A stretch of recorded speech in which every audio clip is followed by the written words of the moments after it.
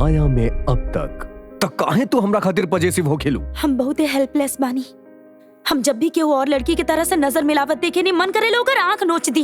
हम एगो real estate बानी, दिया खन्ना के private property.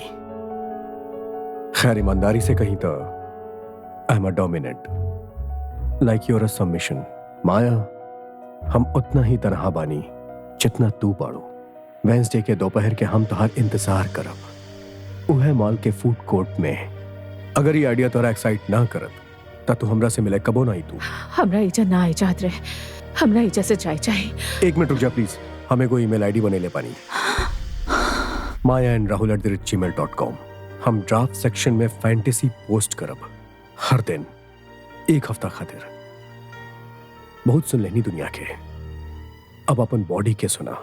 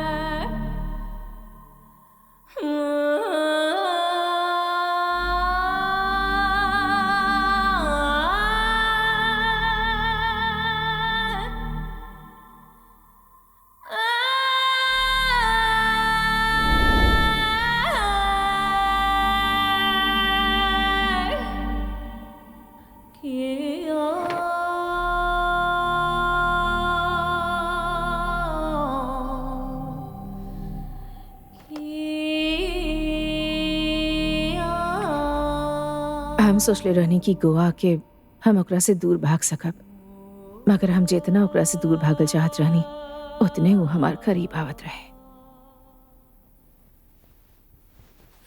Baby I am so sorry. काहे खातिर? ना पूरा दिन कॉन्फ्रेंस में बिजी रहनी ना, तो बाहर जाके टाइम ही ना मिलेला। इट्स ओके। अभी हम जानत रहनी तू बिजी रहे वाला बड़ा, मगर हमरा ही पसंद बा, ये अच्छा बा। अगर तू कहा था हम तारे खतरे वो कार मंगा देता नहीं। मन करी था बाहर घूमिया या शॉपिंग शायद। ना ना अभी हम ठीक बानी, विश्वास करा हमार। तू ही जा अपन काम करा। हमरा अपना खातिर कुछ समय चाहिए और ही ठीक बा। ओके, लेकिन अगर मन बदल जाओ तो हमरा के फोन करिए, ठीक बा? हाँ ठीक बा। By by.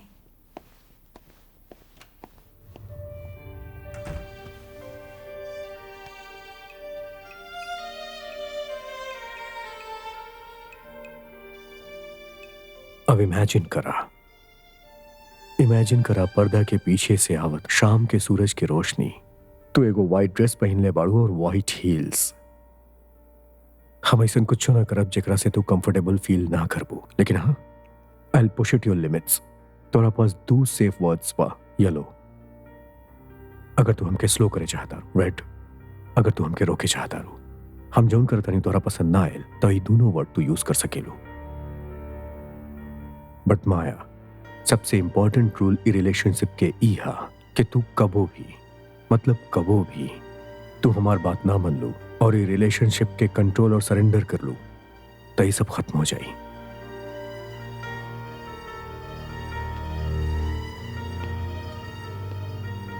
तोरा पता बा माया, एक ग्रेटेस्ट थ्रिल ई रिलेशनशिप के सरेंडर और कंट्रोल के ई डर हा, जबकि एक्साइटमेंट एकरा बढ़ावेला। तारा ना पता बा कि आगे तू का करे वाला बाड़ू या फिर हम तारा साथे आगे का करब। यह एक थ्रिल बा। तब बताओ माया, तू एकरा फील करे चाहता रू?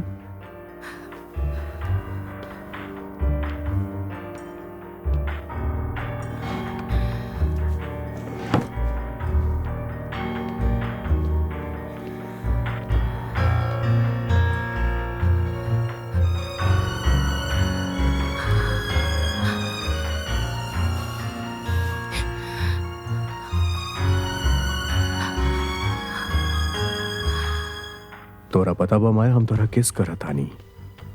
आई मीन तोरा शरीर के कौन अंग पे? तारा होठ पे या तारा पीठ पे, तारा गला पे, तारा छाती पे या तारा पैर पे? अब कैसन लगा था माया? हाँ, हमरा पसंद बा। ऐसन बा जैसे हमार पूरा शरीर में आग लग गई बा। ये एगो अंधा पट्टी है और ई पट्टी तारा पूरा शरीर में एगो आग लगा देले बा माया। हाँ, और यह तो थ्रिल बा, द थ्रिल ऑफ द अननोन। और अब सोचा का होई जब हम तारा किस करब और कहाँ करब, ई तारा पता नहीं है।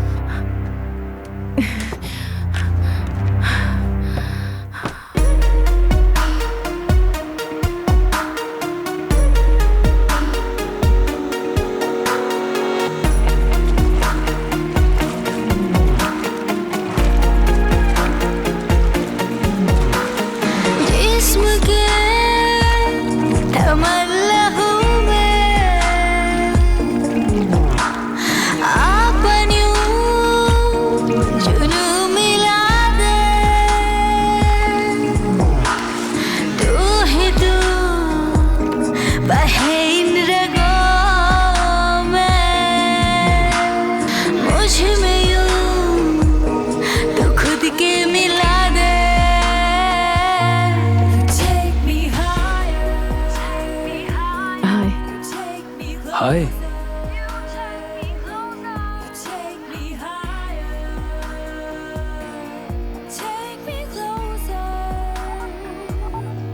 वाह, बहुत सुंदर लगा तेरो। और तार स्किन चमक रहा बा, लागत है जैसे कोनो आग बरसा था।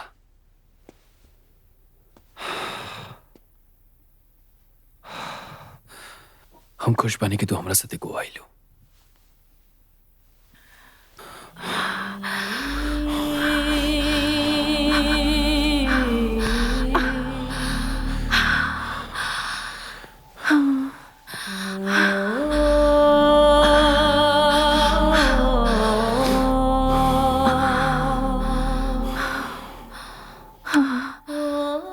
जाना तारू कब से बनल बाड़ू? पूरा 40 मिनट से।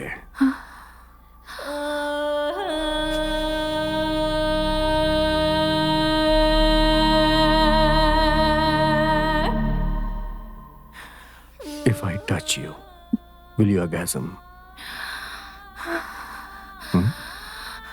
Yes.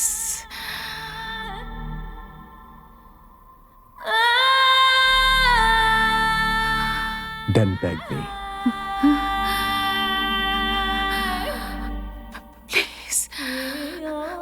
Please touch me. Beg me, Maya. Louder.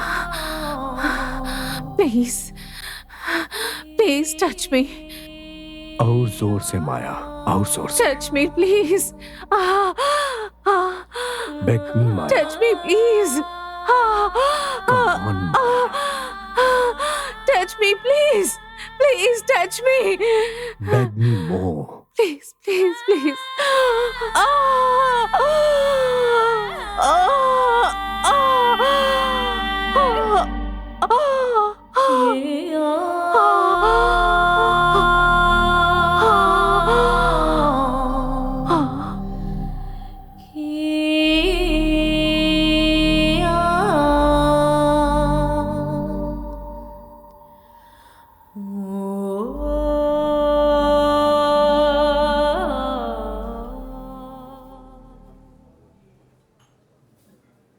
आज हमने नया रिश्ता के शुरुआत करा तानी माया। हम तहार डोमिनेंट और तू हमार submission. Will be sharing bond like no other. Rules तो तारा पता ही बा, मेल में लिख के भेजले रहनी। मगर ही रिलेशनशिप के शुरुआत से पहले हमरा जानल बहुत जरूरी बा। तू एकरा खातिर तैयार बाड़ू ना? तो हमरा बतावा माया, अपना आपके सरेंडर करे खातिर तैयार बाड़ू?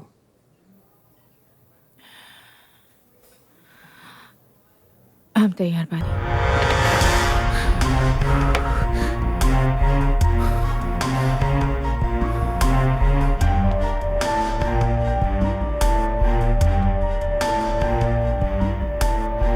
हम पढ़त रहनी, हम ये पेज पढ़त रहनी। ये पेज पर कुछ रहे अभी।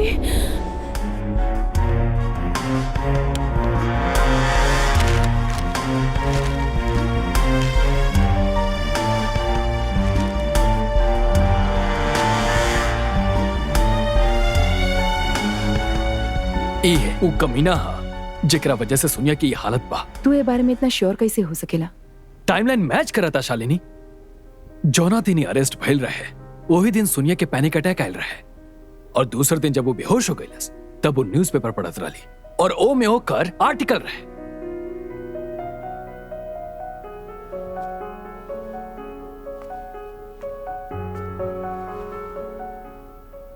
देखा, राहुल नाम बहुत ही कॉमन है और तू केहू पर ऐसे आरोप ना लगा सकेला। और तोरा पास का सबूत बा कि उहे राहुल बा? शालिनी ई एकदम साफ बा, ठीक बा? हमरा यकीन बा कि उहे हा। तोहरा यकीन होकला से का हो खेला? हम जानतानी तो गुस्सा में पड़ा, मगर तू हम वो इंसान पर आरोप न लगा सकेला जेकर नाम राहुल है। इन न्यूज़पेपर में तोहरा 10 नाम दिखा सकेले जेकर नाम राहुल है। प्लीज मत जा, छोड़ा प्लीज मत जा। छोड़ा अभिषेक, छोड़ा, डोंट गो, हटा, डोंट गो अभिषेक, हट जा। Don't go.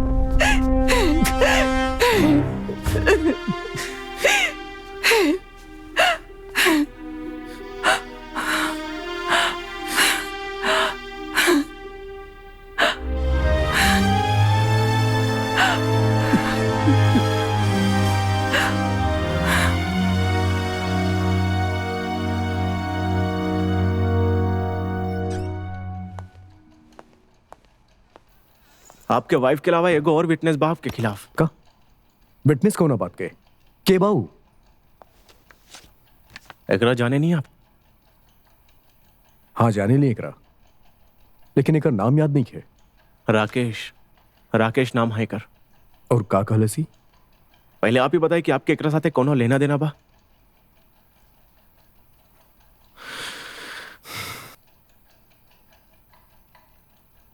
का आपके रिबल इफेक्ट पे विश्वास बा?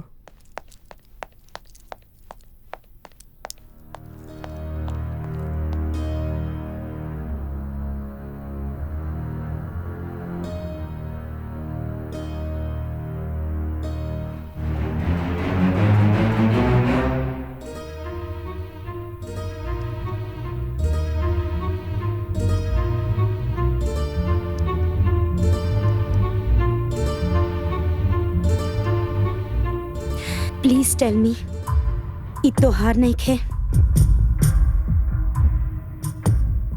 तो हमरा लैपटॉप के साथ का करता रहूं? तई तोहार ही बा। You're such a pervert bastard, Mr. Singh. Such a pervert fucking bastard. तू ओवर रिएक्ट करता रहूं? हम ओवर रिएक्ट करता नहीं। तू पिक्चर्स देख ले बड़ा। Bloody disgusting. I understand. मैं लाइक पॉर्न। बाकी छी, तू हमरा के एगो बात बतावा राहुल, जब तू हमरा से प्यार करेला का तू ये सब सोचेला? का तारा खातिर प्यार के ये मीनिंग बा? दिया ये सब सेक्सुअल प्रेफरेंस है एंड इट्स नॉर्मल। ई नॉर्मल नहीं खे। केहू और के दर्द देके खुशी पाइल ई नॉर्मल नहीं खे। ई दर्द नहीं खे, ई कंट्रोल और सरेंडर हा। त तोहार जीवन कंट्रोल के बाहर हो गइल बा जे तोरा वो औरत चाहिए जेकरा तू कंट्रोल कर सका।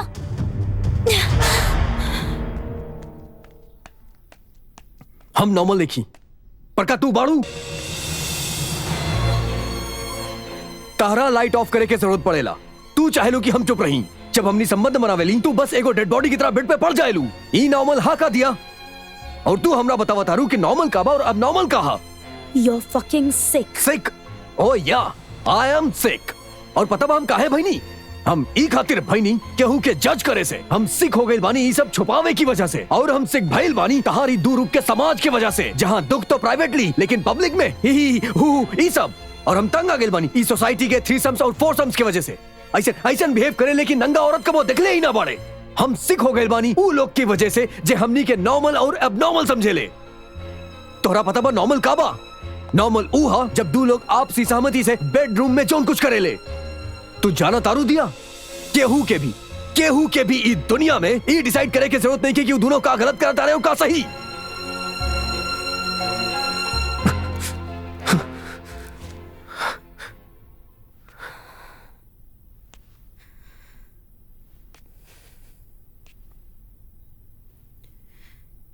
का केहू बा जेकरा साथे तू ई सब कर रहल बाड़ा?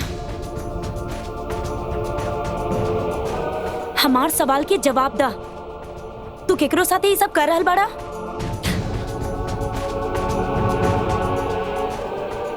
ना राहुल, ई सेक्सुअल प्रेफरेंस खातिर नहीं खे, ई चाहत के बारे में बा।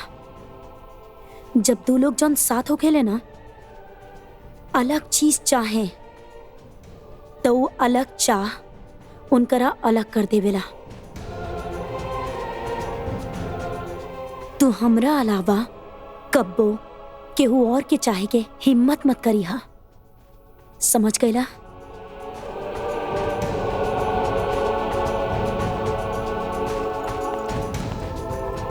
गुड मॉर्निंग सर। गुड मॉर्निंग सर। सर, आपके खातिर एगो पैकेट बा, हम टेबल पे रख ले बानी, एक बार देख लिया।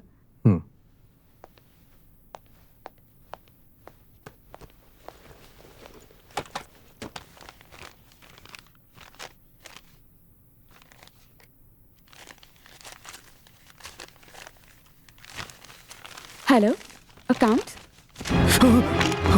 हाँ, फाइल हम भेज रहे हैं।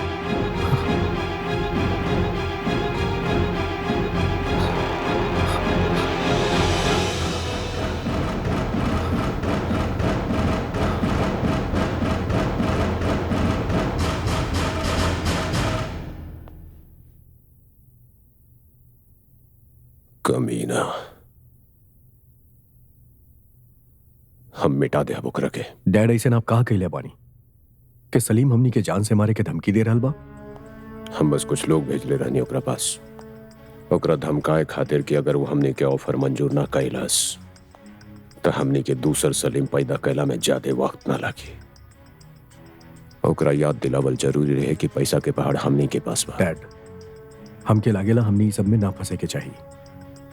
V should go to the government और ए पे मुकदमा दायर करे के चाहिए। ना,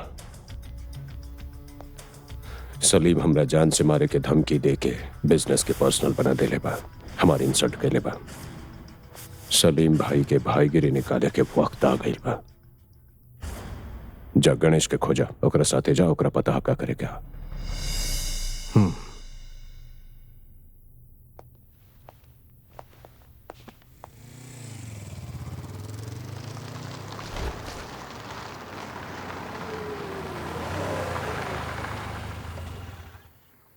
आप यही बैठी, हम आवता नहीं।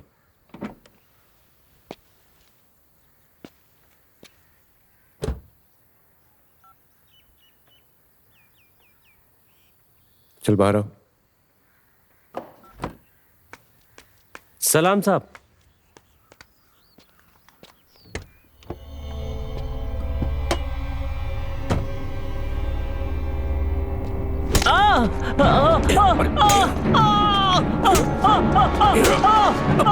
अरे का कर रहल बा? पगला गेल बड़ा का? मारत काहे बड़ा ओकरा? पारे दीना साहब, परमिशन देले बानी हम साहब। अरे हमारे परिवार के पैसा मिली साहब, काहे हमारे पेट पे लात मार रहल बानी साहब। मारी साहब, मारी।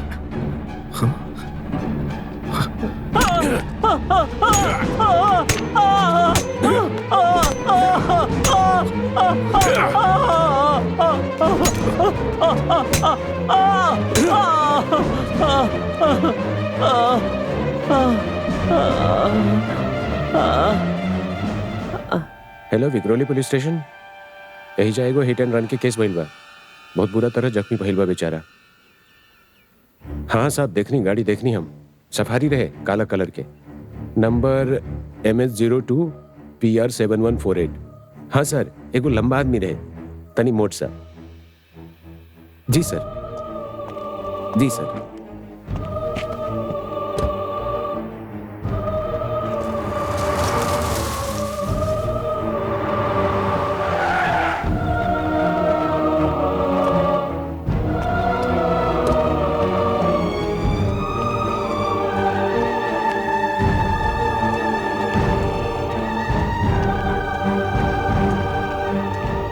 हमने ऐसन दुनिया में रहेली जहां केहू के गरीबी और लाचारी के फायदा उठाकर केहू और के ओकरा मारे के जुर्म में फंसा दिहल जाला।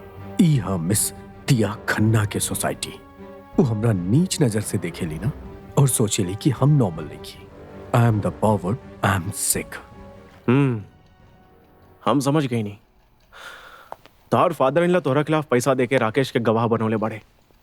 ई प्रूफ करे खातिर सलीम के मारे तोहर मकसद रहे। वो बहुत चालाक बड़े। धीरे धीरे वो लोग तोहरा खिलाफ बहुत स्ट्रांग केस बना रहल बाड़े। और एक दूसर प्रभाव, तब तक सोनिया और हमार सीक्रेट लाइफ और सलीम भाई के साथे जौन होत रहे वो दोनों अलग अलग कहानी रहे।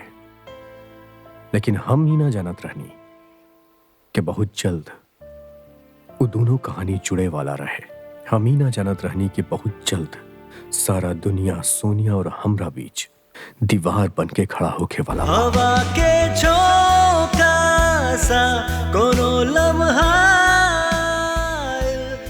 यदि आप लोगन के ये एपिसोड पसंद आए तो प्लीज लाइक करें, प्लीज शेयर करें और स्क्रीन पर दिख रहा लाल और सफेद बटन के क्लिक करें और चैनल के सब्सक्राइब करें।